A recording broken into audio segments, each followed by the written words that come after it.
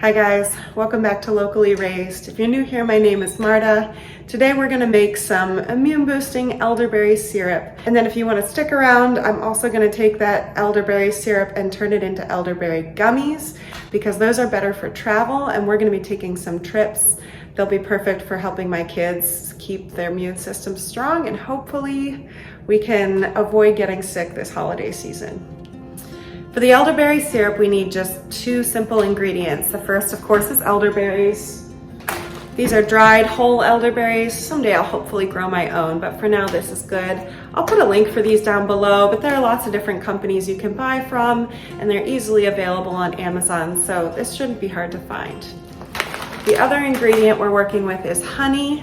We just finished a container of honey, which means it's time for us to start a new one. We do honey by the gallon. If you can find raw, unfiltered honey, that's ideal. It's full of enzymes that are great for your body and are just even more of a boost to your immune system, but any kind of honey is fine. So let's get started. I'm gonna start with putting 3/4 cup of the dried berries into the pan.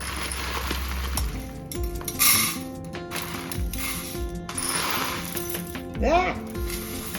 It's okay. Herbal medicine is not super exact. So sometimes I'm a sloppy measurer, not an issue here. To those dried berries, I'm adding 3 cups of water.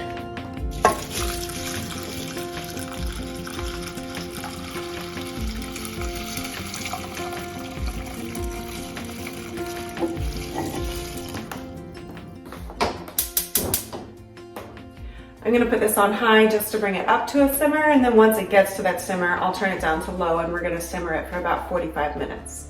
This has reached a full boil, so I'm gonna turn it down to a low simmer and cover. This needs to simmer until the liquid is reduced by half. So typically that takes around 40 or 45 minutes. I set a timer just because I always walk away from these things and forget about them. But really it's something that you should periodically check on and wait for that liquid to be reduced by half. I should also mention that you might see a lot of recipes for elderberry syrup that call for adding things like cinnamon, cloves, ginger. All of these things taste good and they're warming spices, so they increase circulation and support your immune system. But the main ingredient here is elderberry. That's the thing that we're looking to for medicinal benefit here. I find personally that the simpler a recipe is, the more likely I am to make it often. So I just keep it simple and do elderberry and water and honey. But if you like to play, add a cinnamon stick to this. You can add a ½ teaspoon of cloves. You could grate a little ginger into it. All of these things taste good and only help in terms of benefit to your body. My 40-minute timer just went off. So I'll show you what we're working with here. You can see it's reduced. It's been moving down in the pan and it's a thicker syrup at this point. So I'm gonna turn the heat off and I'm gonna cover this again and I'm gonna let it steep for an extra hour. Letting this steep a little longer just means that that hot water can continue to draw more out of the berries. So it's just one way to get as much out of your berries as possible. All right, these have had their hour to steep.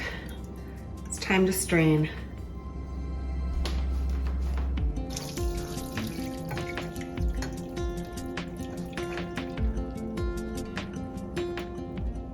I'm just gonna press these berries down into the strainer so that all the last bits of juice come out of them.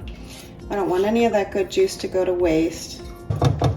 And then these spent bits, the leftover berries, will be a great treat for the chickens. They could also just be added to your compost pile.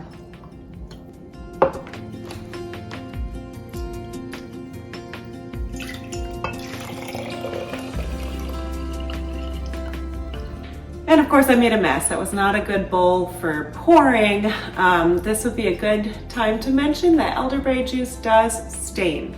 So don't wear your favorite white shirt while you're making this. I'm gonna get this cleaned up and then we're ready to add the honey. All right, got a new board. Now we want to add a cup of honey. I love that ball jars come with measurements on the side. I don't like measuring out honey, so I've got about a cup of liquid here. And so I know that I need to go up to this rim to add a cup of honey. Need to get this jar open. This whole kitchen smells like elderberry right now. I remember the first time that I made elderberry syrup, I did not like the smell. I wish I could say that it was magical and it just smelled like herbal goodness, but really it's a potent smell. I remember John coming out of his office the first time I made it and just asking, "What are you doing?" But I guess familiarity changes things because I'm kind of fond of this smell now. Ooh-wee. Well, that was slightly disastrous. I still have to learn how to talk while making a video while doing kitchen tasks. It seems I make more mistakes when I'm filming and talking while doing things. So I just managed to stop pouring the honey in time to prevent a full overflow, but that is an incredibly full jar. Okay, a bigger jar and a funnel. I think we can fix this. It looks like the elderberry floated to the top, the honey sank to the bottom. I think we're at a pouring point.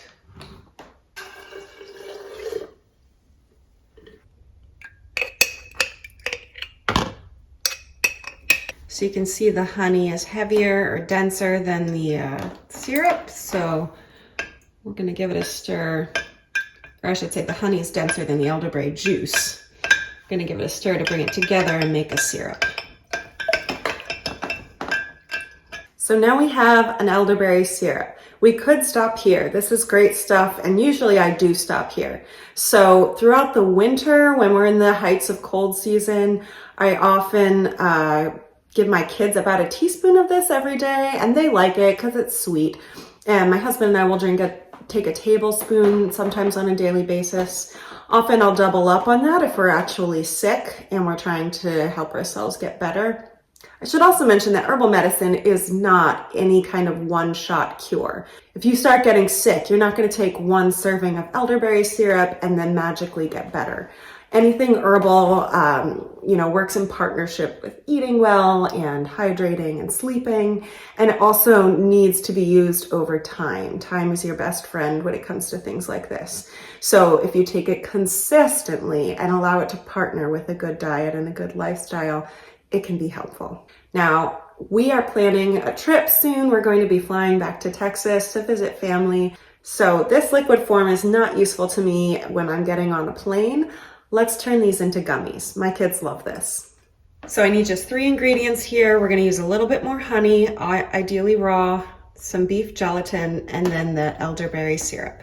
I'm going to combine everything in my glass Pyrex because in a moment I'm going to use this to improvise a double boiler. Partway through making this, I decided to bump it up from a single batch to a double batch. So I'll tell you the amounts. For a single batch, you'll start with 2/3 cup of elderberry syrup, and to that you'll add 2 tablespoons of honey, and those two will need to be whisked together to combine. Then into the mixture will go 2 tablespoons, I'm doubling here, 2 tablespoons of gelatin, and that needs to be sprinkled over the mixture and given about 5 minutes to bloom. While that gelatin sits, I'm going to improvise my double boiler setup. So I'm just going to use a pan with a little Pyrex dish turned upside down in it. So I've got hot water in my pot, and I'm just going to use this little Pyrex dish turned upside down to be my double boiler. I'll be able to set my measuring glass on top of that. The key to heating this gelatin in the final step is that you want it to be at a very low heat. You don't want it to foam or steam. So my dish is going to go in here, and I'm going to turn on the heat. Here's my gelatin. Now that the powder has bloomed, you see it has a slightly sort of chunky consistency. So this is ready to go over the heat.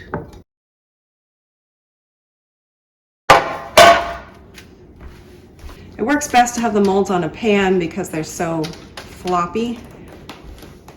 You can see there's still some kind of chunkiness here, so I need to keep heating until all of that gelatin is dissolved and this just has a kind of smooth juice-like consistency again.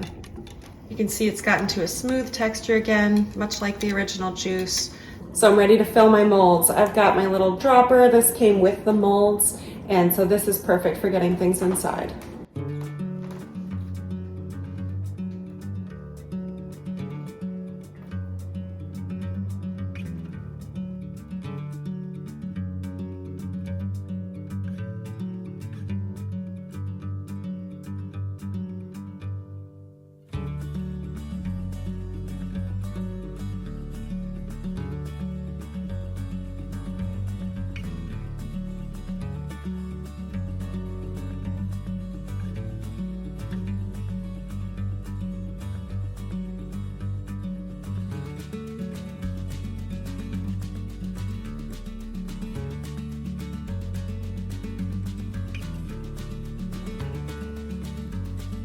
That worked out perfectly.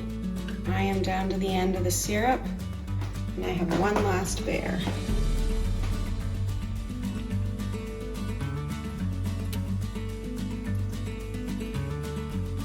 What a pretty little lineup. And all I have left here is a drop. That worked out really well. There are 35 bears in each tray here. I made a double batch. So that works out to 70 gummies from a double batch. I'm just gonna put these in the fridge to cool. We're gonna have to sit on top of some eggs.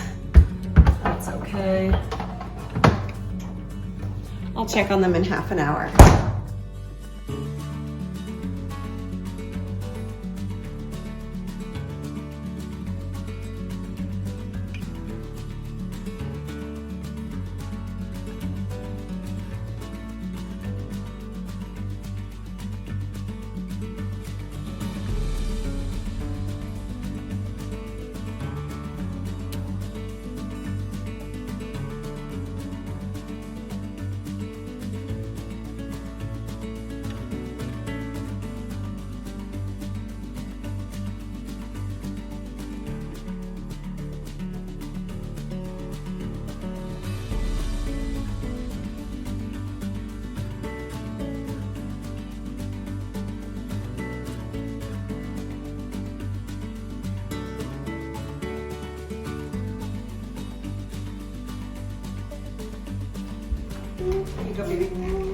Definitely not Jamie because he doesn't get sick a lot.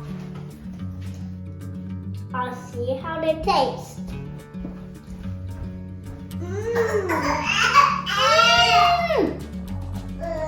Yummy. What do you think, Jamie? He likes them a lot. Can I have one more? No, tomorrow. These gummies sat out for 3 days to cure. They are pretty sticky, so that curing time really helps them become more manageable and less likely to stick to each other. Normally at this point, I would coat the gummies in some melted coconut oil before I put them away. That's just one more step to help them avoid sticking to each other. However, my daughter recently had an allergic reaction to some coconut oil when I cooked with it, so I'm going to skip that step. But I highly recommend it to make these a little bit more manageable as you store them. Thanks for joining me today. If you give any of these recipes a try, let me know. And I'm curious if you have any favorite home remedies of your own for boosting your immune system. Let me know in the comments. I look forward to sharing more with you next week. Until then, bye.